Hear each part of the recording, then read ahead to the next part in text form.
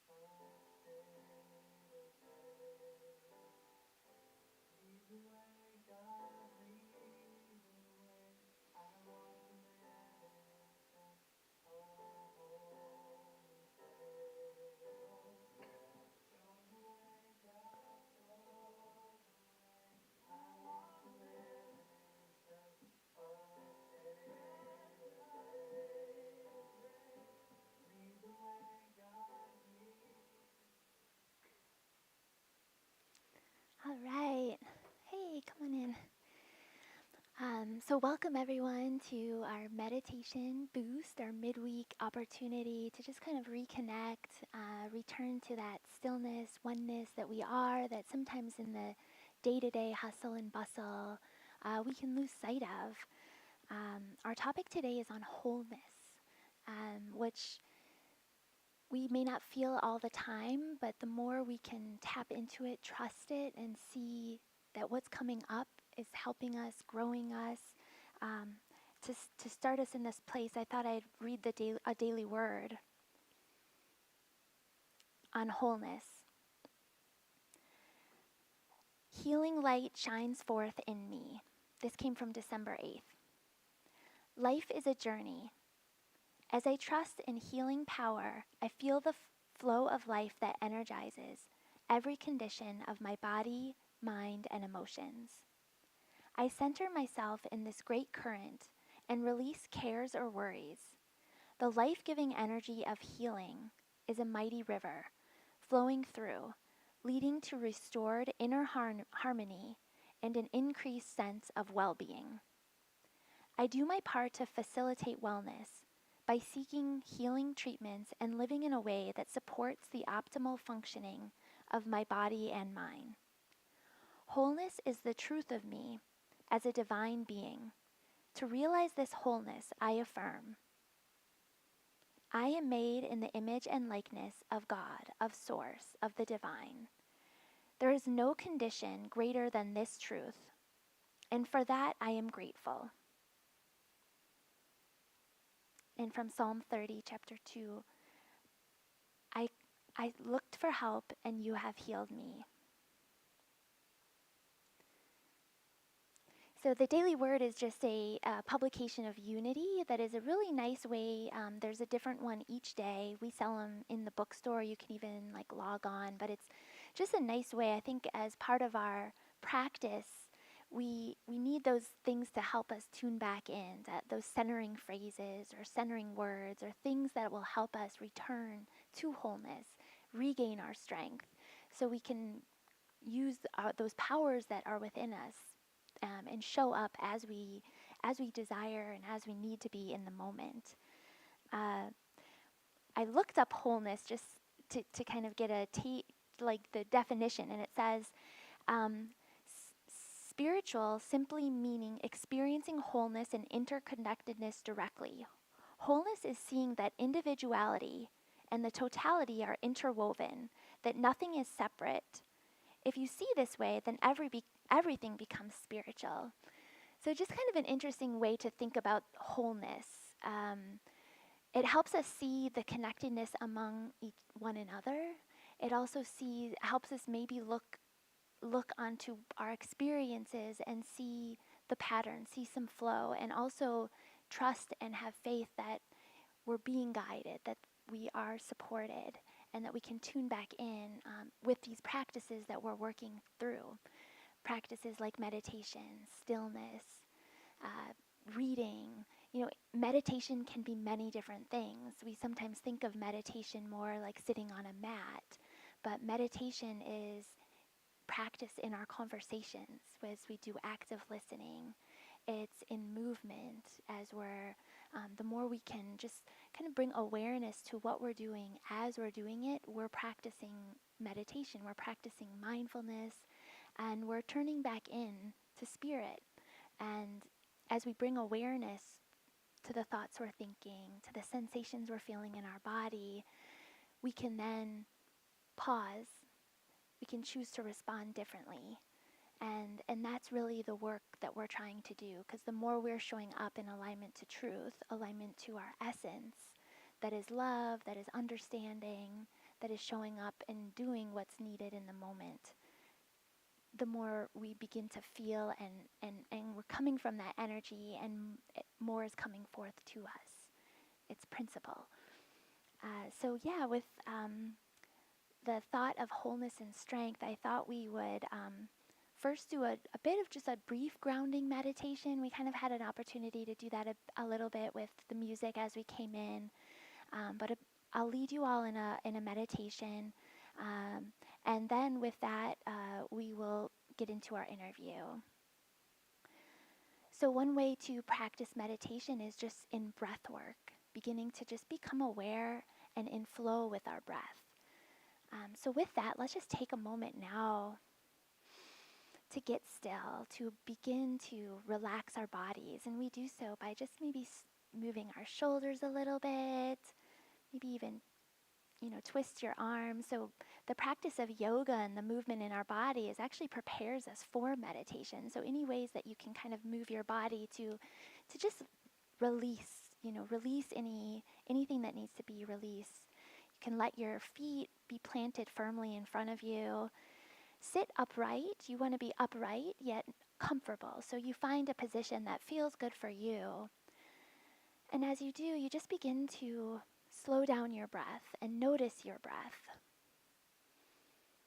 We can just breathe in deeply and release out. Once again, just breathing in deeply and release out. Some people find it helpful to even use counting in their breath work to help them become more still. And one practice you could try is simply taking a big deep breath in, counting to 5,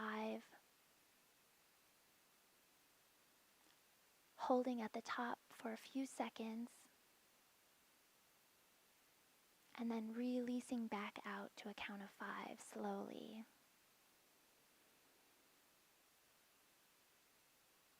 You can try it once on your own.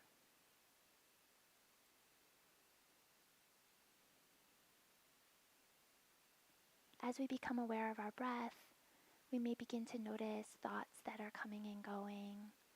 Notice other sensations that we're feeling in our body, and we just allow them to be. You can even visualize like a cloud, just moving and flowing and allowing those thoughts to be with equanimity, meaning without push or pull.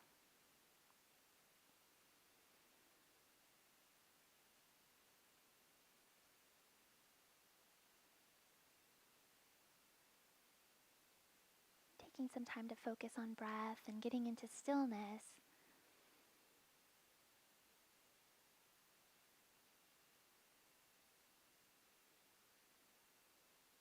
You may begin to even notice and place your attention on a different area of your body, focusing on heart center,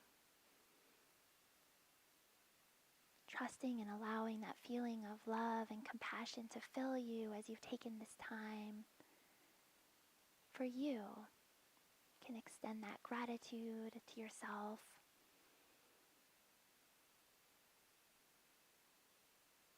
Allowing it to fill you, and that energy of love and compassion to fill each cell in your body, all the way from the soles of your feet to the tips of your fingers, up to the crown of your head.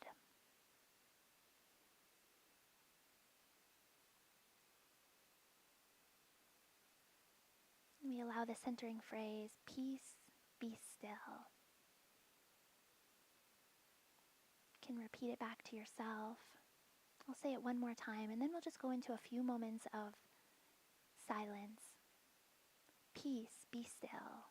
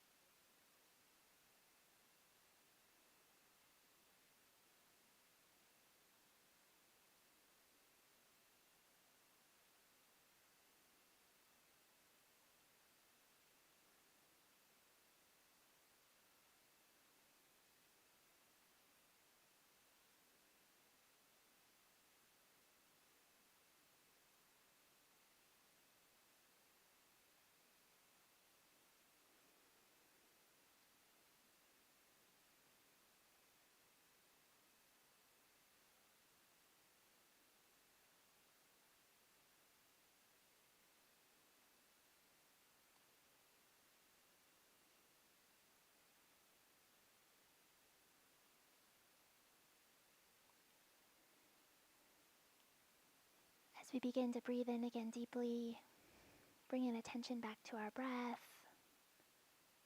back to any feeling or thought that came up for you, maybe any intention that you have in your heart. Just allow that to be heard. And with that intention, with that greater feeling of wholeness, we just begin to wiggle our fingers and wiggle our toes, roll our shoulders and neck. Just open our eyes as it feels comfortable.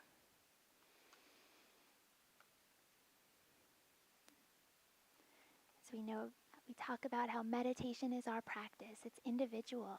For each person, it's different. And so giving ourselves that grace, knowing that there's no one way or right way to do it, helps us get a lot out of the practice, and we know that that's how we recharge, how we reconnect, how we can begin to tune into that heart center, to the voice within that's guiding us. The practice here and doing a meditation in a group setting has a lot of power because when individuals come together with a shared purpose, it magnifies it. So there's a lot of power in just being together and sharing in meditation and stillness, and so with that, and with that intention of learning about wholeness, we're going to learn and invite Karen Johnsey to come up. So part of the meditation boost is just learning from other people how they're living their truth, how they're practicing meditation and integrating it into their day-to-day to feel more wholeness, feel more strength. So we're going to learn a little bit about Karen's practice, and if you all have questions, we can share. Yeah.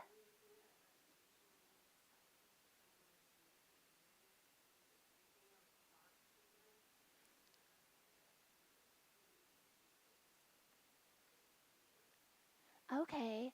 Yeah, so she's sharing that while we were in the stillness, which can sometimes be hard to, we're not maybe used to being in the quiet, being in the stillness. There was a soft tick of a clock, and that helped her like have that focus and have an anchor. And that's a really great point because sometimes it does take you having something to kind of focus on allows our mind to focus on something other than maybe the thoughts or the feelings or the stories that we may run that aren't helpful. So yeah, and you can always, if it feels comfortable, open your eyes for a little bit. If you're finding yourself, having trouble keeping your eyes closed, but having something, music can help. But of course, the more you can practice and be in the stillness and in the quiet, the more powerful and that your experience just becomes greater. So thank you for sharing that.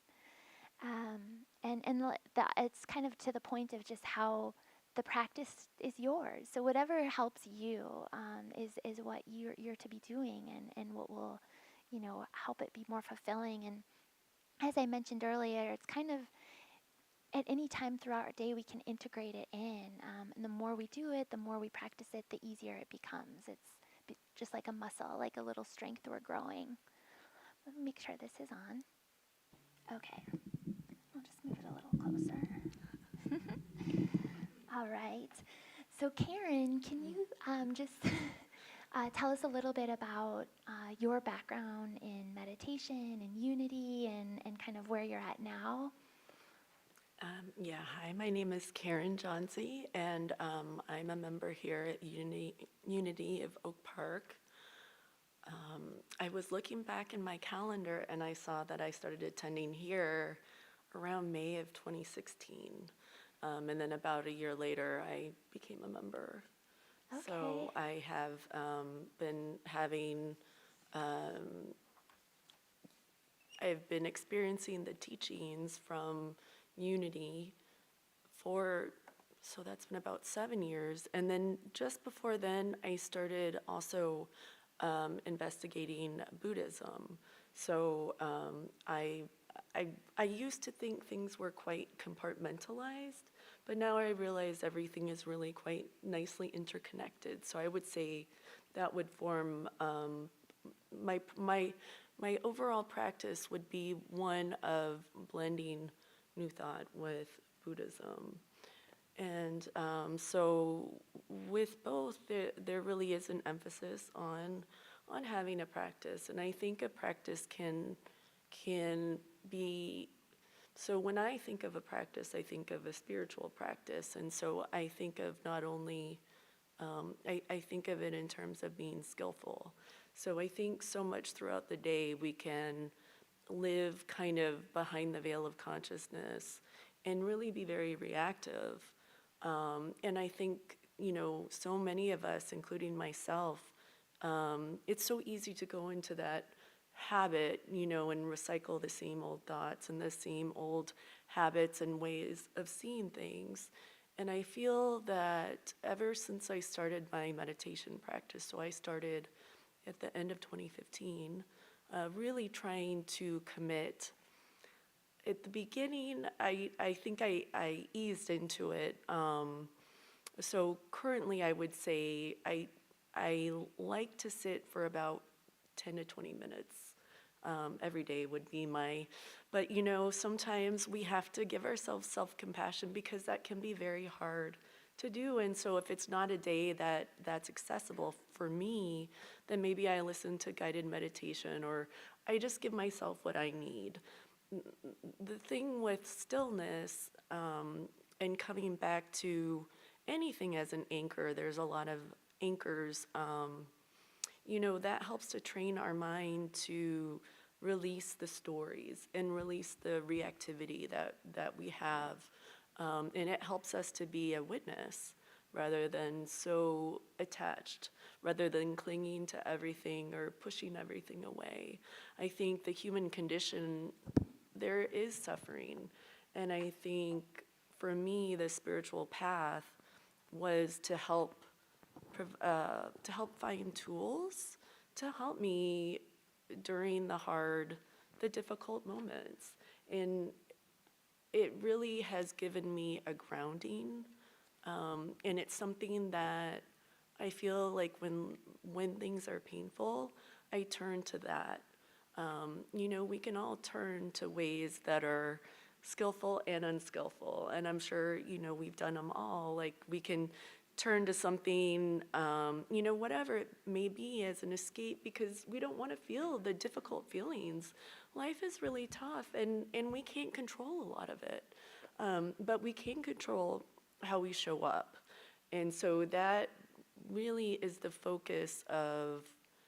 Well, the focus of my practice would be to help myself show up so that I can not only be connected to my inner wisdom, it would be also to benefit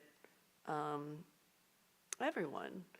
Because I think we need to do our work and to heal ourselves so that we could come together and to help everyone be in a better place. I think if we all, you could say, raise your vibration or whatever you want to say, I think if we all cultivate our practice and come from realizing that we are good, we are all good, and we can all cultivate that, and we can all help each other. I think during this time, I think there really is a need for people, in unity, we may say, that we are living out of Christ consciousness. In Buddhism, it's the bodhisattva. And so both are heart-centered approaches to really being being the one who does good in the world. And I think if we can all do that, even just a little bit every day, and that's all it takes, because it's a daily practice. And if we make a mistake, we can realize that's part of our human condition as well. And really, we're much better off if we offer ourselves kindness and self-compassion. What I found through my practice, I had come to it to help me be more grounded and to really help me deal with my suffering. I've had multiple times when I've rededicated to myself because something got hard. I could give specifics, but for now, just knowing that in general. And so finding that my pain is a portal to growth. And nobody really wants to have a hard time. Nobody wants to feel the feelings. But, this is something that we all share. We all have common humanity. And in this time when we're so polarized, I feel like it's even more important that we try to open our hearts and our minds and not live from so much preconceived ideas. So I've really tried to listen less to the news so that I can have an open heart, and I cannot be so fearful.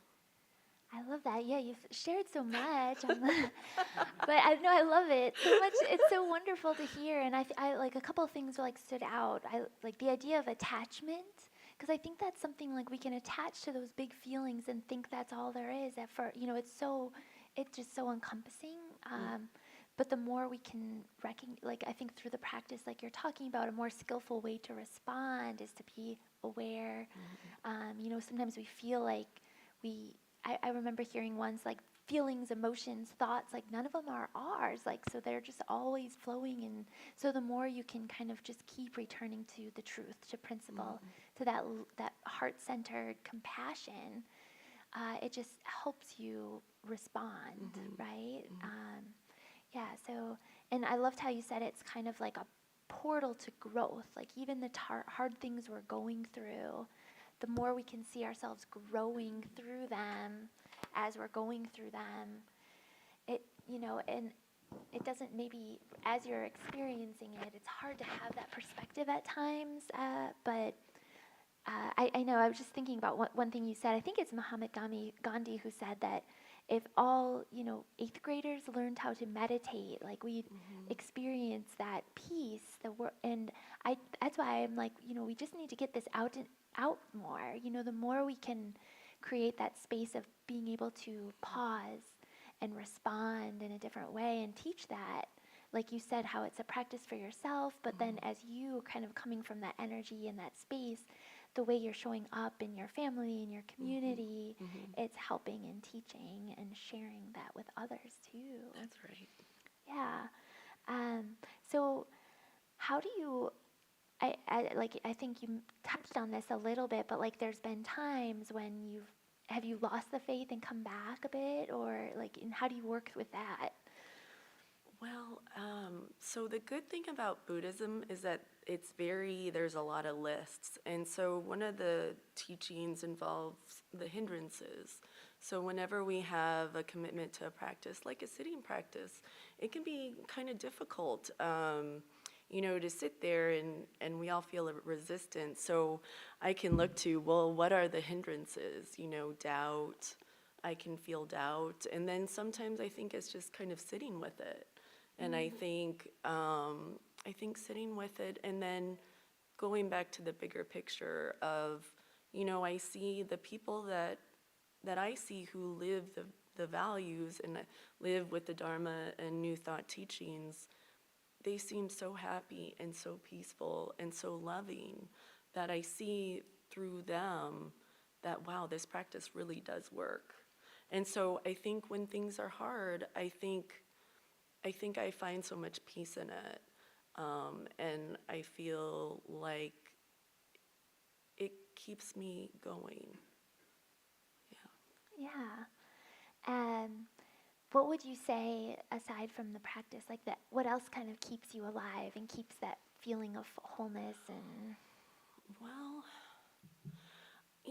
I think each person has their difficulties, and I think some things may become easier to some people, and so sometimes I think I have to work hard to really genuinely feel connected and to feel alive. And so I think it's cultivating moments. I think, if we have hard times in our lives, I still think we can enjoy the moments like being together. We can really appreciate all of our energy. We can look at the beautiful sky, the blue sky, and see the beautiful trees in bloom.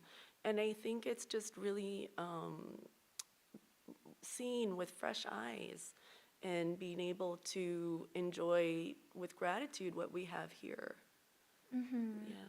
yeah, it's kind of like a perspective shift, right? The Yes. more that you can shift, and yes, there's a million stories for every experience, countless.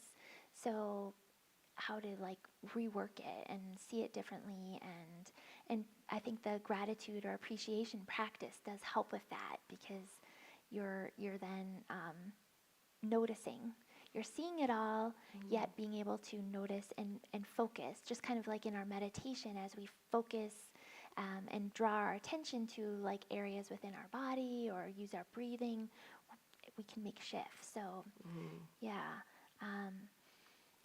Is there anything that you've been like reading or listening to that's been particularly good for you as far as? your practice? I laugh because I tend to really want to read a lot and learn a lot. And so I laugh because, it's like I'm trying to read 5 different things. I think something that has been really motivating for me for the past couple years is Joanna Macy and her the 3 stories of our time. So I was thinking we were having a really hard time in our family, and I was thinking about if we all acted as business as usual. So that's kind of how we all live our lives. Maybe we're not always conscious. Maybe we are not always aware of our speech or the harm that we do unintentionally. And then there's the to counter this, well, if we continue with the business as usual, then there's going to be the great unraveling. And so I think in some ways we see some of the effects of the climate change, but then there's the great turning that I want to be a part of. And so it's called the work that reconnects. So I figure it's kind of, if I can really work on myself, then I can be a part of the great turning that other people want to change too. And so I think that's a very powerful narrative, because I think it's very easy to feel stuck. I think it's very easy to feel stuck, or when we go outside of our comfort zone, I think it's very, very hard, especially if we've lived from a certain place for, a decade, 2 decades, 3 decades.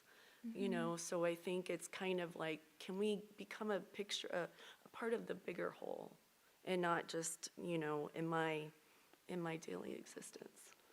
Yeah, and what was the author again? Joanna Macy. Joanna Macy. Yeah, it's an interesting, like the idea, it's so easy, we're creatures of habit, right? And so it's easier to do what we always have done, but we will get the results we always had. So the more we can pause and,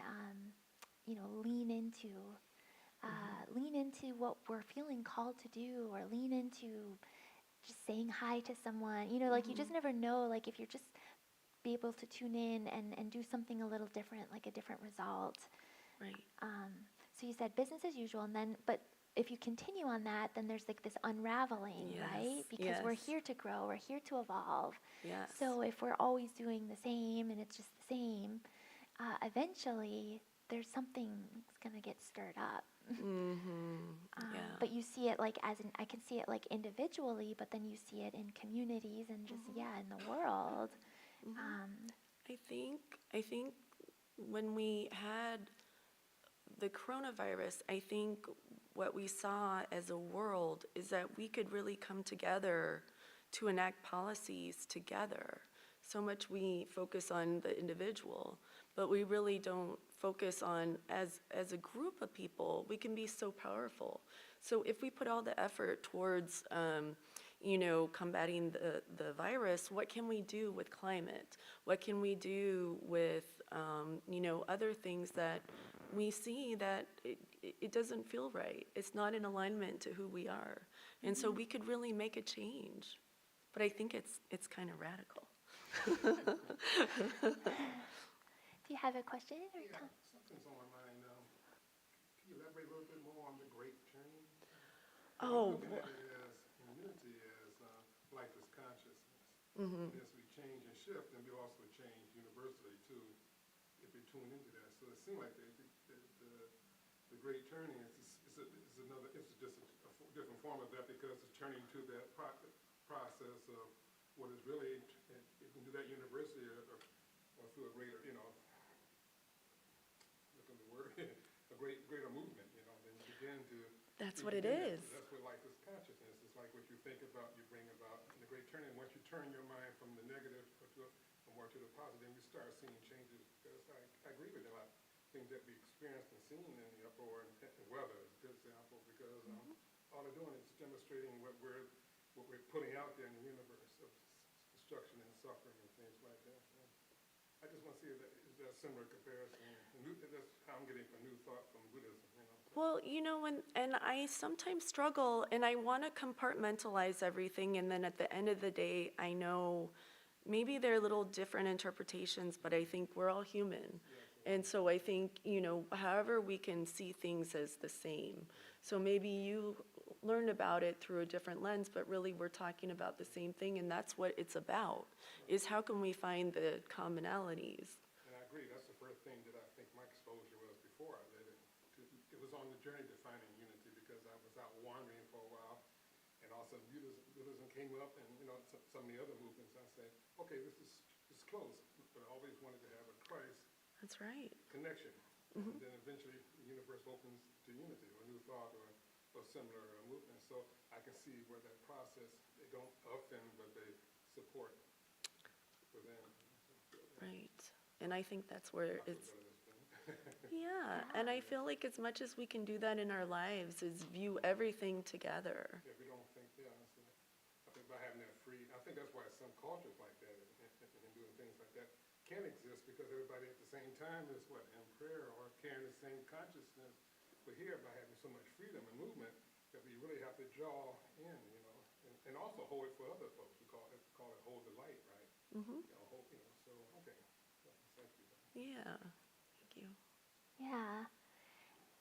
Yeah, so it kind of, it goes back into the idea and something we practice here at Unity. It's like we honor all the different, religions and healers and people that we've learned from because it's truth, it's principle. So we're hearing it in different ways from different people at different times. But the more we can, hold the light and tap into that oneness, that consciousness, it's at our essence, it speaks to everybody. But yeah, I think we see it even in our, in our own life where when there's a part of our life like that needs healing, that is not, it's not in flow right now. I mean, you feel it even in those other areas that are going well. So it's the more you can bring awareness to it, that's kind of the first step, right? Awareness, because a lot of times you can just go on kind of, as Ron said, kind of as a wanderer, like and that's okay, we're exploring and discovering, but the more, sometimes you don't know that you're hurting, right? It becomes comfortable. You don't really know how it affects everyone around us, too, because if you step out in the light, if you're there, you're not saying the word, but having it, it draws it from other people. Well, what's different about her? What's different about them? And so all of a sudden, it begins to see where it works, and that's the consciousness part, So we can follow anything, and that's one thing, another thing, you can follow anything you like, but when you see results and when you find peace of mind for yourself and for creation, then it makes a difference. Then you want to be on that side of what really works and what makes a difference. But also being aware of those that are kind of out there, because you want to bring them in and say, look what I know or what I feel and stuff like that. So I think just having this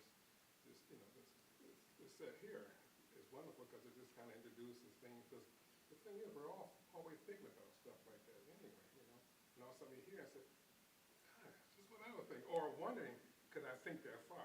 Or could I allow myself open enough to say, oh, it is practice. It's not just doom and gloom, No, I mean, that's what we are open. If anyone else has thoughts or comments, we're just kind of like exploring and learning from different stories. And it's like great to hear different insights because, Questions? yeah. Any questions? Well, I was also kind of wondering about, like you kind of talked about your practice. I was just thinking more like even in your family life or like in your relationships, how, like, do you kind of see yourself, you can kind of model at times and then you're always kind of learning and picking up from others too? Any other tools you have or things that you do? I'm trying to think. I mean, for me, I think for a while I really felt very stressed, and so I really wanted to be from a place of peace. I realize in my household, a mother, but whoever the primary caregiver sets the tone, and if I was not centered, then it would ripple out. So I think I've been focusing on how can I be centered so that I can set the tone for how I live, and it can affect. So I really think about that. So I think about, moving my body. I like to do things that incorporate a mind-body component. So I do martial arts, Pilates, yoga. I practice. Yes, Qigong, Tai Chi, I find very, very helpful. Music, I find myself wanting to go into certain situations like that are very peaceful.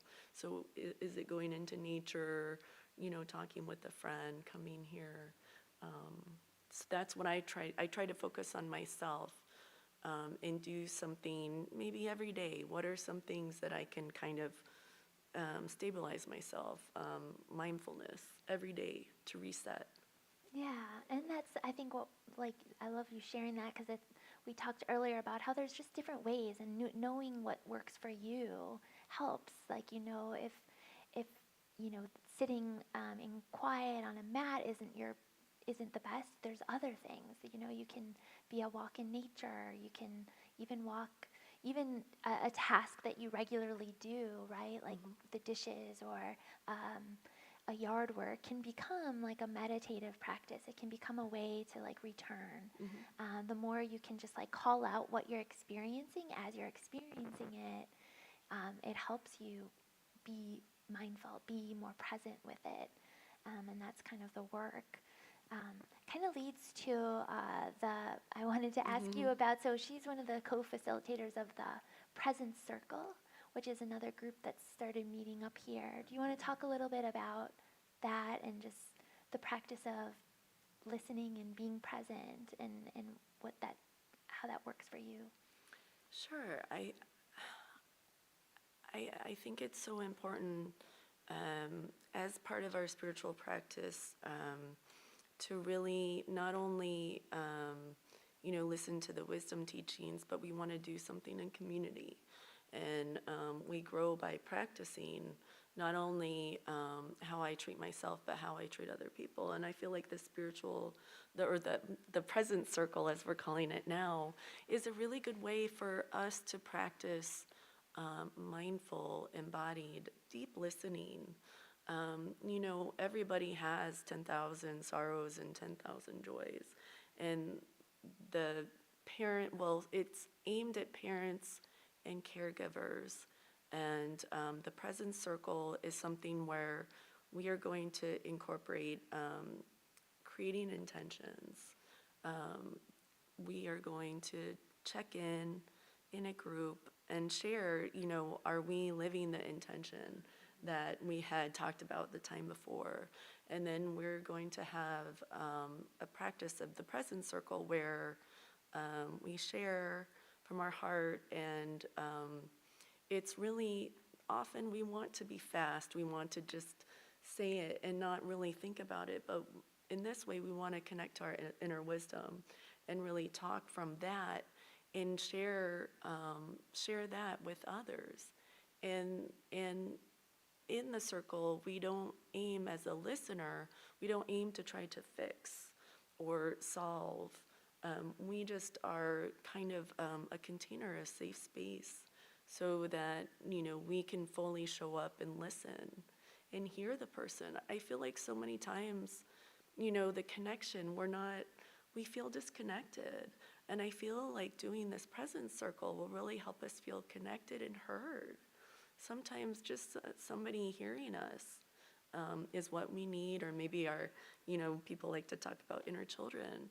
And then after the Presence Circle, after the sharing, and we will all take a turn if we want to, and then we'll have some type of mindfulness meditation, and then we'll set our intention for the next week and check out. So I think it'll be really powerful. And I think it's a practice. It's like our spiritual practice where we're learning how to do it too. I do a weekly mindfulness practice, and I do have some experience with it, but I'm still I think there are ways we want to be, but maybe they're not always the most skillful. And so this is about cultivating a different way of showing up and holding presence and listening to others. Yeah, and that's really the work, right? Like just being able to practice the presence, so that to be in our to connect with people and connect with our family and our community as someone who can just listen and someone who can create space, give space to people, allowing that opportunity to turn within, because within all of us is that voice that's guiding your next step, and your the comfort, or guidance. And so yeah, giving that space to someone else, and also that practice of just being there as a presence versus trying, like you said, trying to fix or solve, or is a really great gift. So yeah, what a great way to practice. It's Thursday, so it's tomorrow. We're continuing it. We started it in March, and then I would say we're focusing it for an hour. So it's on Thursday nights here in the chapel, from 6:30 to 7:30. And the focus is really for parents and caregivers. So we all have kind of a common thread, and so we can really understand what we're going through, because it is hard, but being together, we can be seen and support each other. Okay. Any other questions for Karen or anything we talked about? Curious when you talk about this, parents, as parents of children who are not yet grown, or maybe just children that of any age that maybe we're having some challenges with. Like I have adult children, but my 23-year-old daughter she's always going to be a work in progress. Oh, I think it's all I think parenting never stops. And I think it's really I think it's for any age, because there's no manual. And I think it's anyone who's a parent or anyone who's a caregiver. I mean, so I'm thinking of people who have elderly parents. I'm thinking of if you've taken in somebody. We're really thinking on a very big picture. So. Yeah, and I think it's really valuable to have people at different stages and because that's how you can learn, by hearing a different perspective, right? And so, yeah, we definitely welcome that, and we know there's different challenges at different stages. So, yeah. Any other questions? Okay, thank you, Karen. Thank you. Yeah. Yeah, so we just kind of close out our time together. We'll just do like a last kind of grounding. I thought we could even share, if people want to share an intention or gratitude, you're welcome to say that aloud. I'm going to go ahead and just turn this off so we can just end together. One moment.